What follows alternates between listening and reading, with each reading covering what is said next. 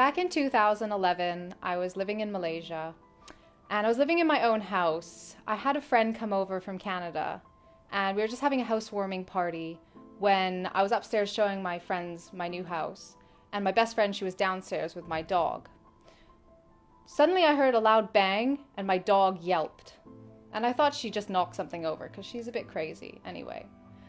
When I went downstairs, my best friend looked absolutely shocked. She was so pale and white.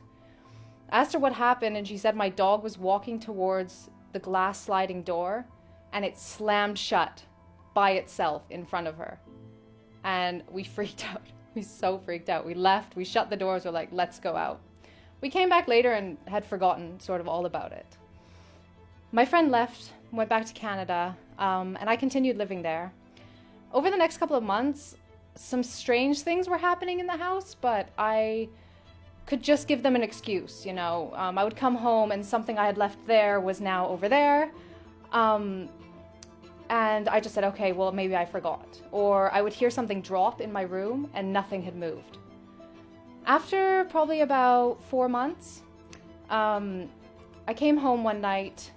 I went to my bedroom. I put my dog in her bedroom.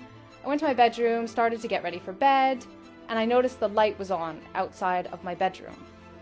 So I went outside to turn it off. And when I did, I felt this feeling in my chest. And I'd had this feeling before.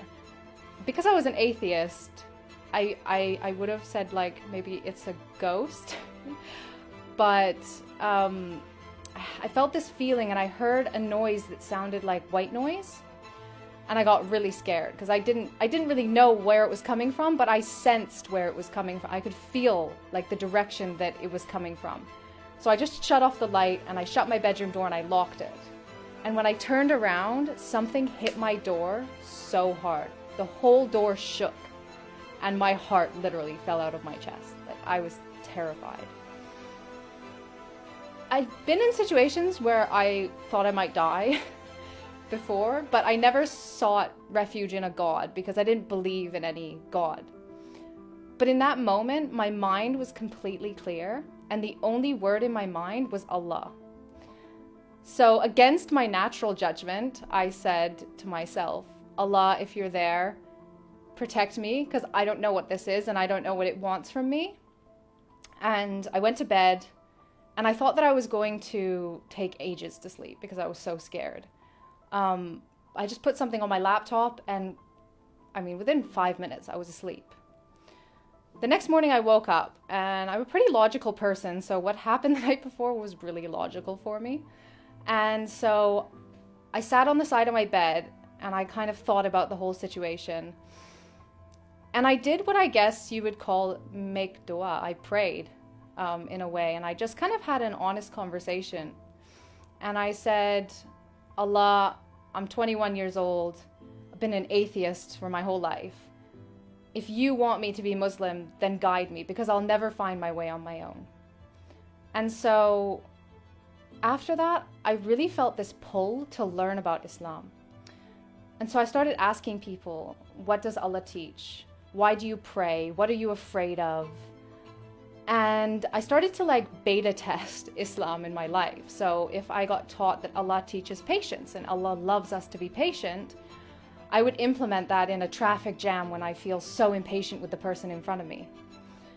And the situation would get better, or I would at least feel better. And I felt this positive influence happening in my life. So I went to France in April for work. And I actually stopped drinking while I was there. And this was months before I even thought about really converting. And I feel like these were baby steps that Allah was putting in my life to make it not such a big change when I finally decided to make the decision that He knew I would make eventually. So it was coming to Ramadan, and I know all of my Muslim friends back then were very Muslim in Ramadan. Even if they weren't very Muslim the rest of the year, in Ramadan they practiced everything. So I said Ramadan is a good time to see what it's like to really be a Muslim, because my character is if I do something, I do it 100% or I don't do it at all. So I printed out a piece of paper that taught me how to pray. I wore hijab, I fasted every day, I read a chapter of Quran every day. And it must have been about halfway through Ramadan and halfway through the Quran that I realized I didn't want to die tomorrow and not be Muslim. And I truly believe that if I hadn't converted to Islam and died, then I wouldn't be going to Jannah. So I Googled, how do you take your Shahada?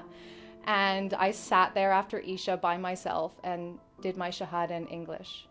And I have never looked back since. It's almost been 10 years now. And it's been the most positive change in my life. My mom says I probably would have been dead had I not become Muslim, the way that my life was going. My relationship with my family is so much stronger because Islam has taught me about the importance of family and respecting my parents. And just everything in my life, just this sense of happiness that never goes away, even in sad times, because you know that this life will finish and it's not the purpose. You know, the purpose is to live this life as the best person you can so that you can live eternity in the best place, inshallah.